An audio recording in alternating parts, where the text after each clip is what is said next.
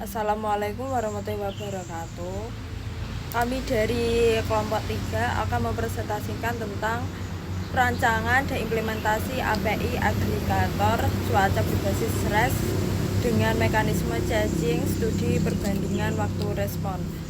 Sebelum ke materi, perkenalkan dulu, saya Agnita Baby Novita, NIM 2022-53001. Saya Dwi Ernawati, NIM 2022-53005.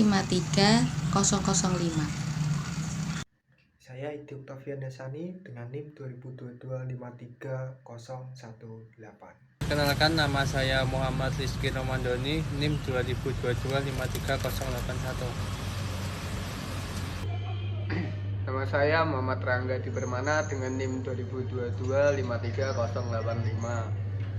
Di sini saya akan menjelaskan slide ke-4 dan ke-5. Selanjutnya yaitu latar belakang. Data cuaca memegang peranan krusial dalam berbagai sektor industri, mulai dari logistik, pertanian, pariwisata, hingga aktivitas harian masyarakat. Seiring dengan tuntutan aplikasi modern, kebutuhan akan data cuaca yang cepat, akurat, dan real-time menjadi sangat fatal. Namun, developer dihadapkan pada tantangan besar akibat fragmentasi sumber data. Terdapat banyak penyedia layanan API cuaca seperti BMKG, OpenWeatherMap, dan lain-lain, dengan format data, kelebihan, dan keterbatasan yang berbeda-beda. Mengintegrasikan aplikasi dengan banyak API eksternal secara terpisah sangat tidak efisien dan kompleks. Sebagai solusi, muncullah konsep API agregator, yaitu sebuah layanan middleware yang bertindak sebagai penghubung tunggal. Selanjutnya yaitu tujuan dan manfaat. Tujuannya yaitu merancang dan membangun API agregator cuaca berbasis RES, mengimplementasikan mekanisme caching, misalnya menggunakan Redis atau in-memory cache. Selanjutnya yaitu mengukur dan membandingkan waktu respon sistem dengan dan tanpa caching. Selanjutnya yaitu manfaat. Manfaatnya memberikan solusi backend yang lebih cepat bagi developer aplikasi cuaca dan menyediakan bukti kuantitatif efektivitas caching dalam skenario agregator. Oke, yang pertama yaitu konfigurasi sistem.inp. Bagian pertama ini menunjukkan fungsi untuk mengatur parameter lingkungan sebelum server dijalankan. Konfigurasi ini membuat sistem lebih fleksibel dan mudah disesuaikan tanpa harus mengubah kode. Isu utama konfigurasi yaitu port 3000, port server tempat aplikasi berjalan, charge TTL second 60, yaitu lama waktu data disimpan dalam charge yaitu 60 detik. Berikutnya yaitu provider timeout MS 7000. Batas waktu maksimal permintaan ke API eksternal selama 7 detik. Yang berikutnya yaitu ada insecure TLS 1. Opsional digunakan jika jaringan menggunakan intercept TLS atau biasanya untuk demo atau testing.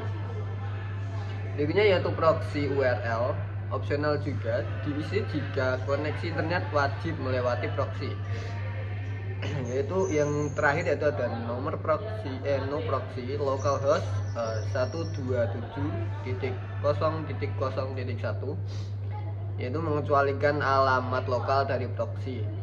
Intinya, INV ini memudahkan pengaturan koneksi, timeout, dan charge agar server bisa berjalan sesuai kondisi jaringan, misal kampus, kantor, atau server publik. Berikutnya yaitu kode utama server, yakni index.js. Nah, file ini merupakan skrip utama yang menjalankan server API berbasis express.js. Isi kode dan fungsinya yaitu mengimpor modul penting, Express, DNS, HTTP, HTTPS, Axios, dan .env. Keduanya yaitu mengatur DNS untuk menghindari masalah koneksi, misalnya IP physics error. Yang ketiga itu membaca pengaturan dari file.env, dan yang terakhir mengatur koneksi HTTP atau HTTPS agar stabil dengan dukungan IPv4 dan opsi TLS. Endpoint API yang disediakan yaitu satu gateway mengambil data cuaca dari provider API, melakukan normalisasi JSON serta menambahkan header status hit miss adjust backend latensi atau waktu respon dari backend. Yang kedua yaitu get atau stat, menampilkan statistik sistem jumlah hit miss hit ratio dan provider calls. Yang ketiga yaitu get atau health, mengecek apakah server aktif, health check endpoint. 4. Get atau debug, yaitu menguji koneksi ke API eksternal, misalnya OpenMargio. Intinya, file ini menjadi otak server yang mengelola permintaan dari pengguna, melakukan caching data, serta menyediakan informasi status sistem. Materi berikutnya akan dibacakan oleh teman saya yang selanjutnya. Terima kasih. Demo sistem yang pertama yaitu R1 miss cache pertama. Untuk sesuai gambar yaitu status 200. Oke. Waktu yang dibutuhkan 1.32 second lebih lama.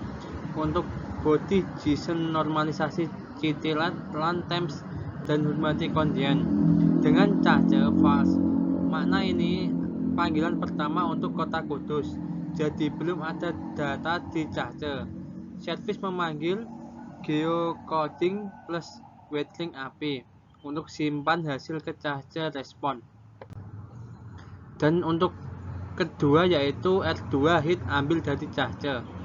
Untuk statusnya yaitu 200, waktu yang dibutuhkan 652 ms lebih cepat dari yang pertama tadi. Untuk bodinya sama.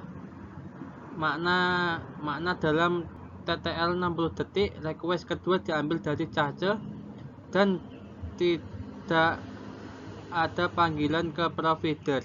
Untuk header cache hit lengthening. Untuk selanjutnya dilanjutkan oleh teman saya. Pada slide ini kita melihat hasil uji coba ketika parameter bypass cache sama dengan 1 digunakan.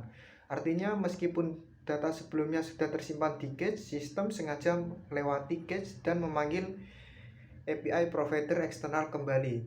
Hasilnya menunjukkan status 200 OK dengan waktu respon sekitar 1,27 detik, mirip dengan permintaan pertama. Ini membuktikan bahwa cache benar-benar diabaikan dan sistem kembali melakukan permintaan baru ke penyedia data cuaca. Di bagian header, respon juga terlihat cache miss dan bypass, dan nilai backend latensi lebih dari 0 yang menandakan adanya komunikasi langsung ke API eksternal. Selanjutnya menampilkan hasil dari endpoint stat. Di sini terlihat bahwa dari 3 request utama yang kita lakukan yaitu R1, R2 dan R3, terdapat 1 hit dan 2 miss dengan nilai hit rasio sekitar 0,33. Artinya 1 dari 3 permintaan dilayani dari cache tanpa memanggil provider eksternal, sementara 2 sisanya melakukan panggilan baru. Jumlah provider calls juga menunjukkan angka 2 yang persis sesuai dengan 2 miss yang terjadi pada R1 dan R3. Dapat disimpulkan bahwa mekanisme cache bekerja aktif setiap kali terjadi cache hit. Waktu respon menjadi lebih cepat dan konsumsi API eksternal dapat ditekan. Kesimpulan dari materi ini adalah implementasi API agregator ini berhasil membuktikan 2 fungsi utamanya, agregasi data dan mekanisme caching. Peran sebagai agregator terbukti dari kemampuannya menormalisasi data dari berbagai sumber ke dalam satu format respon yang konsisten, yang selalu mencakup file seperti city, lat, lon, temp, humidity, condition, dan source. Di sisi lain, mekanisme caching terbukti bekerja secara fungsional di mana permintaan kedua untuk data yang sama akan mengembalikan status cache true dan header X cache hit. Efek dari cache hit ini sangat signifikan. Waktu respon R2 menjadi jauh lebih cepat dibandingkan permintaan pertama. Dan header X beacon latency menunjukkan angka 0 yang mengkonfirmasi bahwa tidak ada panggilan jaringan baru ke API provider eksternal. Hal ini secara langsung mengurangi latensi dan menghemat penggunaan kuota yang terbukti dari jumlah provider calls pada endpoint stats yang tidak bertambah saat terjadi cache hit. Studi perbandingan ini dimungkinkan oleh kontrol eksperimen yang jelas seperti penggunaan TTL 0 untuk mensimulasikan skenario tanpa cache selalu miss dan parameter bypass cache sama dengan 1 untuk memaksa cache miss kapan saja. Sekian dari presentasi kami. Kalau ada salah kata kita mohon maaf. Wassalamualaikum warahmatullahi wabarakatuh.